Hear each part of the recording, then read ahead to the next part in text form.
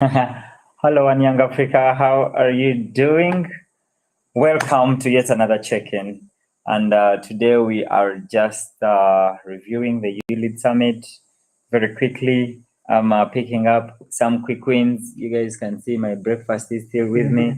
I've just realized I hadn't eaten the egg. But how are you doing? If you're out there watching us, we would love to know where you are tuning in from. I want to first introduce myself, and then my colleague here introduces himself, and then we just have a quick chit chat. So, as always, I'm Sebastian, Segawa Ivan Sebastian. I am your humble host, and today I have the number one youth pulsar on this show. Yeah, thank you so much, Seba. Wow, what a day. I'm finally at the Pulse Checkin Studios. You're most welcome. Thank you so much. You all know me. My name is Daniel Njuguna, all the way from Kenya, Kajiado County, at the foot of Mount Kilimanjaro. My village people will crucify me if I don't mention that. So I'm so glad to join you, Seba, here for the Africa Youth Pulse Check-in as we see off the YouLead Summit 2022.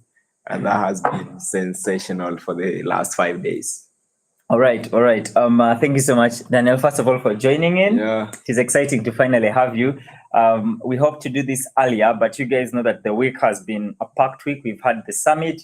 The summit ran over 4 forums. It was 4 full-fledged days of real engagement. We had about 47 African countries apply. We had 32 present in Arusha, and the rest was following online. So we do thank our online audience. We saw you, we appreciate you. Some of you are able to join into the summit and make contributions. And that is what we live for when we say that we run a hybrid summit. For those of you that were joining in online, and for those of you, of course, that were physical, you must have seen that Daniel was very integral in program management. I do recall that some people were extremely unhappy that you could not allow them a microphone to ask their questions. But I see colleagues are joining in. If you are, please do tell us where you are tuning in from. It will be exciting to know because today we flagged off a couple of delegates that are returning to their partner states. The contingent from Uganda that used the caravan and they were on the road to come to Arusha just set off about 64, 65 people. We wish them journey masses. The contingent from Kenya also just set off. I am with the other colleague from Kenya. The Burundian contingent just set off. Our colleagues from Malawi traveled last night. Our colleagues from Cameroon are traveling later today. Our colleagues from Ghana later today. I don't have exact itineraries, but I'm just grateful that everyone is moving wherever they are going. And we wish that you have journey masses. We see you, Charles Wachagulanyi. Yeah, I can read that right because I'm Uganda. You say good morning from Uganda. Hello, Charles. We are excited that you're tuning in. And Yaye Kadi from Senegal, you're most welcome. Ken Wabutea from Uganda, you are also most welcome. We would love to know how you are doing out there. But for now, we are just giving you a recap of what happened in the YouLead Summit. First of all, on day 1, interesting things happened. We had, of course, it was the Under 40 Political Leaders Forum. I will share my experience, and then Daniel here will also share his experience. Of course, my experience was, not the delegate experience. That's why Daniel's perspective is critical. But I'll just tell you that we had a couple of things that were launched on Monday. Eliziata from the DRC, you're most welcome to the check-in. The first thing we had, I think we had the unveiling of the partnership between MSTCDC and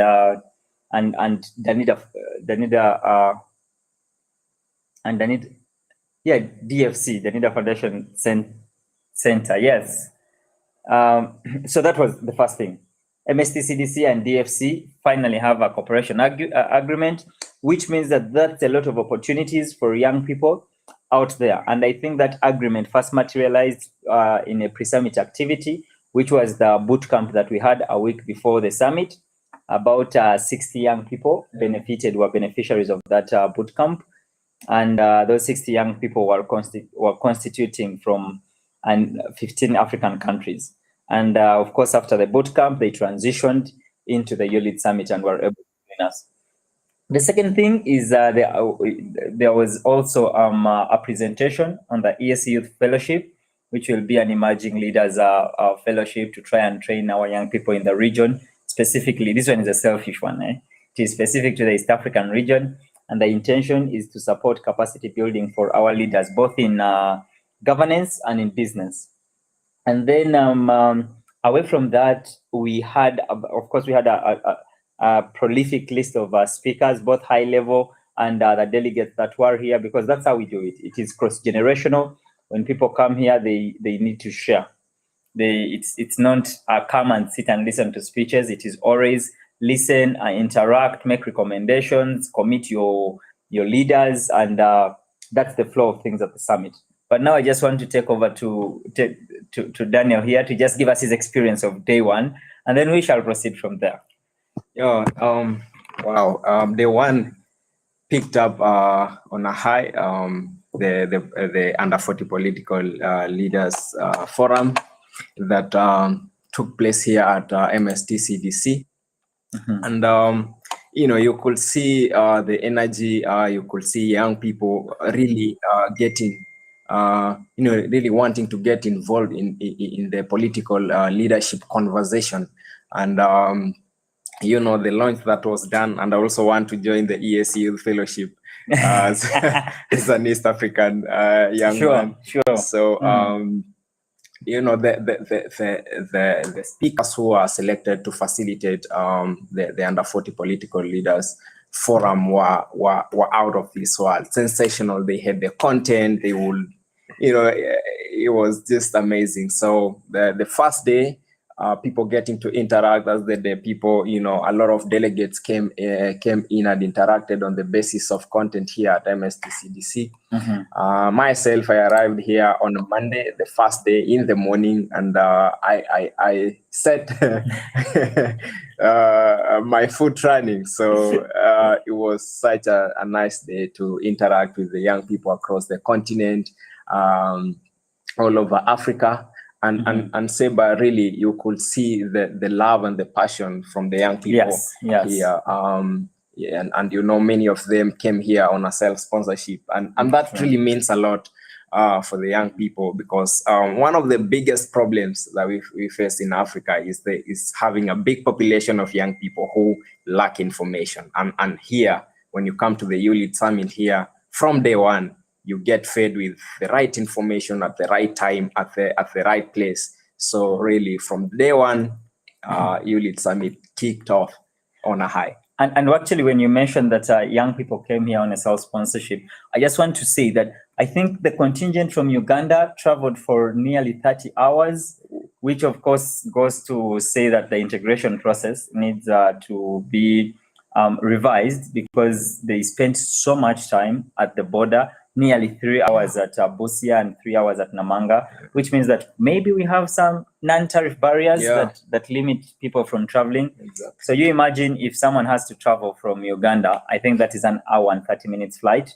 Ideally on road, that is supposed to be a 13 hours drive.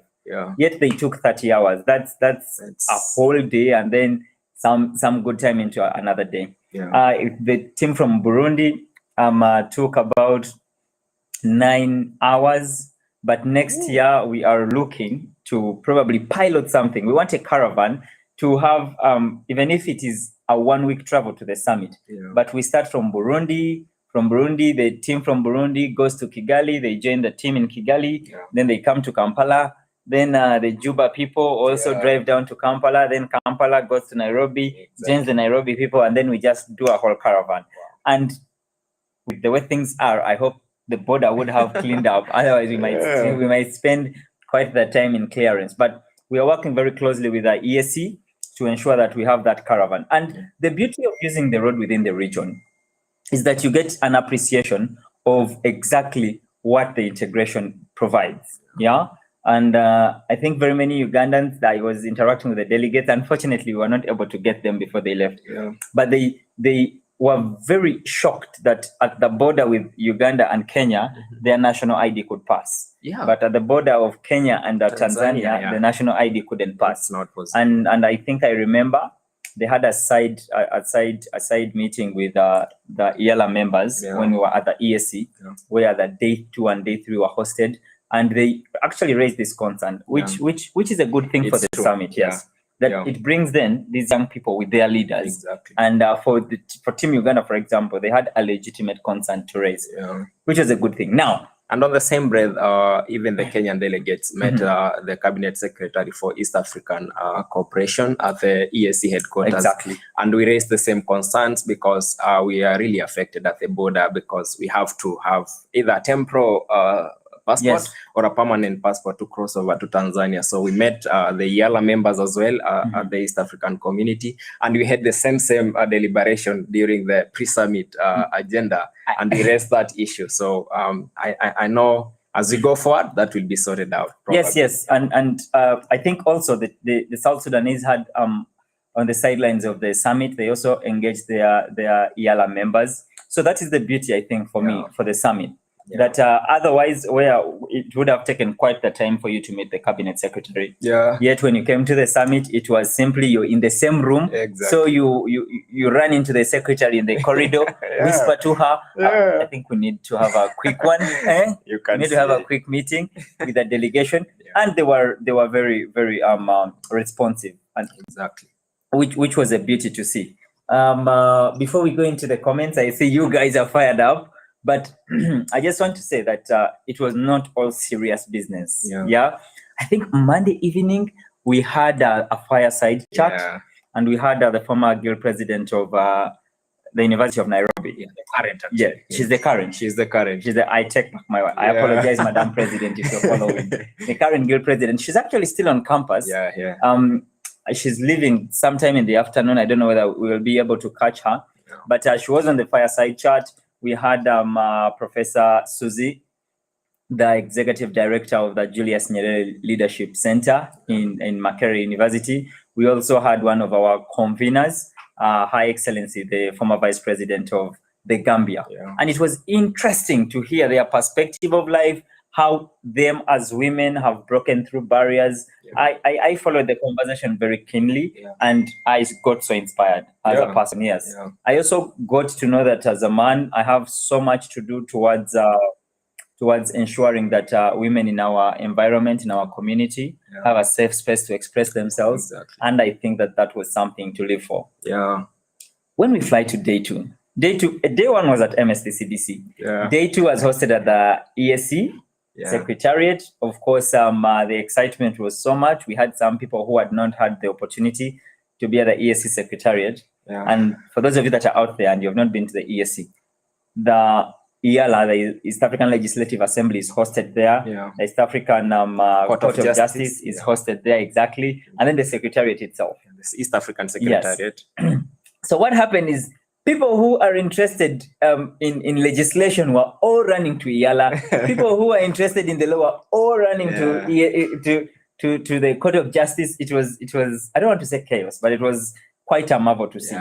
But there we had the under 40 political, under 40 business leaders forum, and we had that day was insane. That day was insane because first, Daniel probably has a better account because he was literally running the show that day. But I do remember that we had pitches from the Youth Enterprise Award finalists. We had one from Kenya, one from Uganda, one from Burundi, and one from South Sudan. But it was impressive how creative young minds are. And I think I do recall 2 of those received instant funding from there, because I remember the first daughter, Charlene Ruto, gave, I think, an offer to buy quite the maize flour from Kelvin, who was coming from Burundi.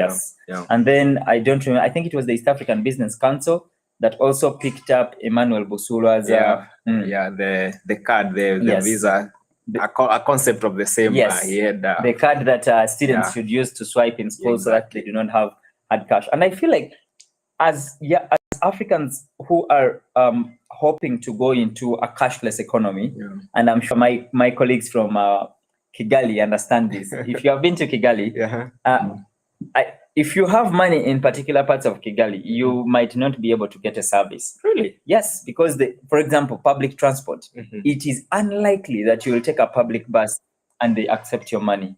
Because the whole public transport system is being integrated to be a tap and go. So you have a card that you can load money onto, and then every time you are taking a distance, you just tap it. And interestingly, it takes a constant fare. Really? Yeah. So if the bus is taking a direction, the bus stops at some point. So if you take that bus, they will take either 5 Rwandan francs or 10 Rwandan francs. Not like in our side of the world where in my country, the guy will define what kilometers you're going, and he will give you a rate at a metric you do not understand. You will want to ask, how have we arrived at this? But so Emmanuel is trying to do that in schools, and he got some support from the EABC. And then lastly, from that day, which is the most exciting thing for me, there was the launch of the African Youth Business Council. And this is something that every young person in business should be interested in, because it is working to be the apex body of uniting all businesses that are operating within Africa. What this does, I'm not a business person, but I know that it opens up young people in business. Okay. Good morning to you all from YouLead Africa. Hello, YouLead Africa. Thank you for reaching out. But what that does then is that it gives an opportunity for young businesses, first of all, to connect, to share ideas, sometimes to even share products and raw materials across the continent. And the intention is for us to have the most leverage and output of the AFCFTA. So if you're a young business out there, go to the YouLead Summit website. The call for membership of the African Youth Business Council is still very much open. So it is open till the end of January. And after the end of January, you can actually have an opportunity to be part of the leadership of the inaugural interim council of the African Youth Business.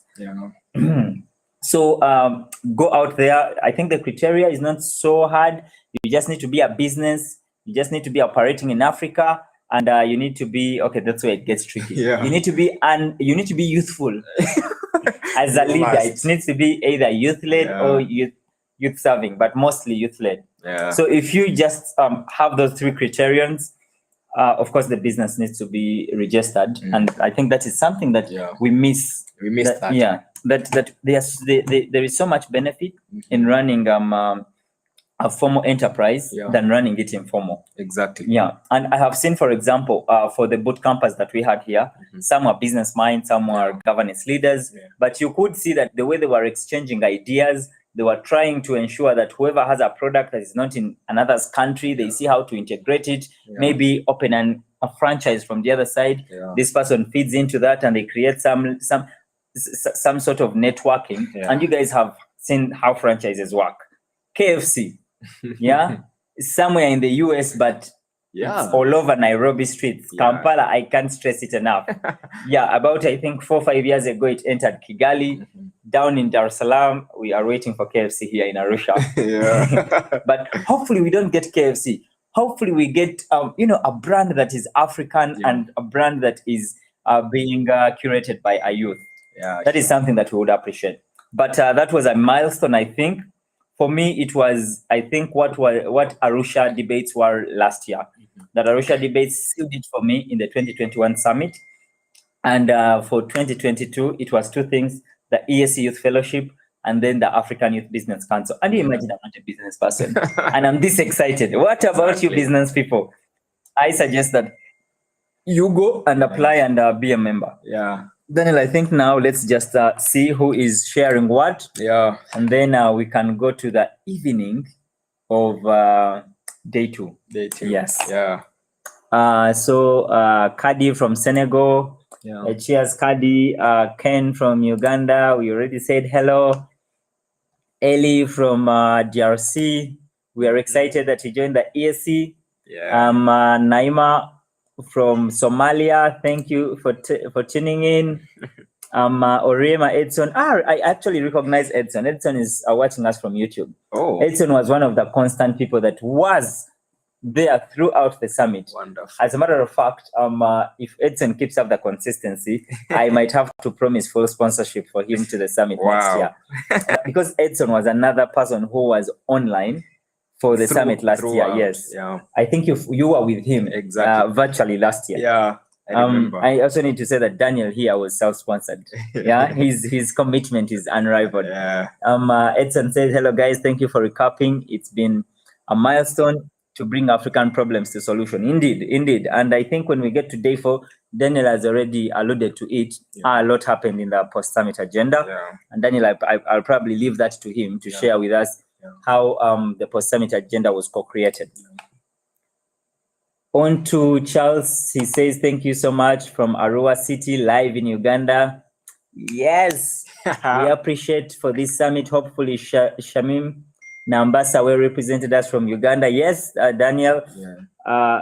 Charles.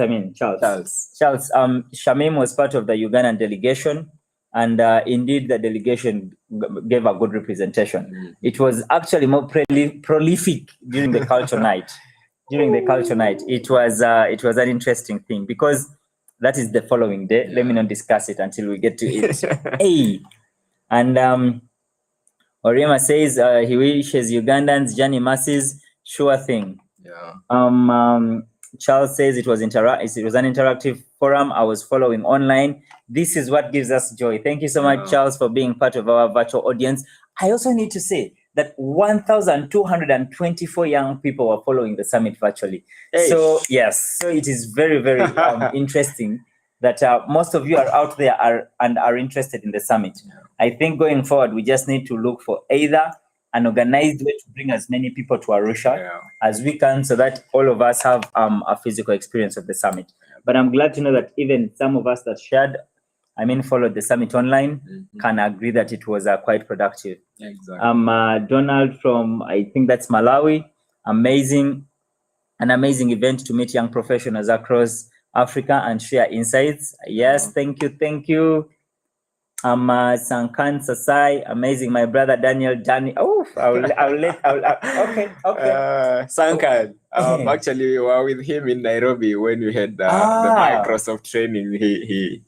I was actually joining the check-in online while the training was going on with him. So we traveled with him back, but Sankan is a good friend of mine. We love to hear it. Yeah. And I now see that Daniel was not joking when he said his people are watching, his people are following. Exactly. Okay.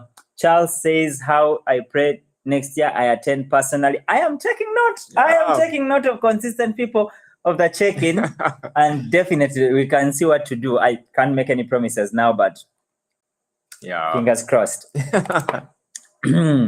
Onwen Whitney, good job, guys. Whitney. Whitney would love to know where you are. It will be exciting to hear that. Oriema says, I support the idea of organizing a caravan come 2023 so that young people can start netting and networking, I hope, and experiencing a number of issues within the integration that can provide them issues for discussion. I agree. And I think that if this works out, then we shall even do it for SADC because, Tanzania is still part of SADC. Yeah. So all of them, I think, still enjoy the benefit of getting into the country without visas, which is another conversation we shall have, because we had people from West Africa and North Africa that had real issues because they needed referral visas. But that is another feedback that we are going to go into later. So thank you, Edson. When we come to Eli was from Somalia. Is there a representation of organization in DR Congo? If you tell me his or her name, please, I need to meet him.